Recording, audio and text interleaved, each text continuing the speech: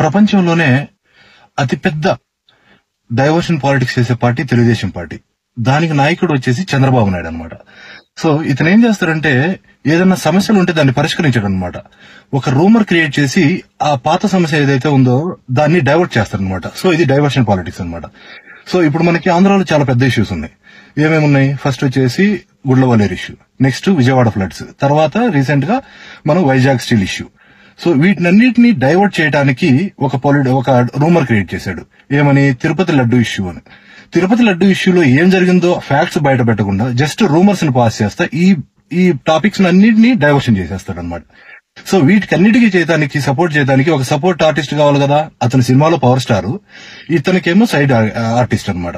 So ఇతను ఏం చేస్తాడంటే చంద్రబాబు చేసే తప్పులన్నింటినీ ప్రశ్నించకుండా ప్రశ్నిస్తా అని వచ్చి అతనికి సపోర్టింగ్ గా యాక్ట్ చేస్తాడనమాట. సో ఈ ఆంధ్ర ప్రజలు ఏమవుతున్నారంటే, ఓహో మన సూపర్ స్టార్ పవర్ స్టార్ కూడా సపోర్ట్ చేస్తున్నాడు అంటే ఏదో ఉంది దీంట్లో అనేసి మోసపోతున్నారు అనమాట. సో అలా ఆంధ్ర ప్రజలు ఎవరు కానీ మోసపోకుండా నిజాలేంటో తెలుసుకుని దాన్ని బట్టి ఉంటే బాగుంటుంది.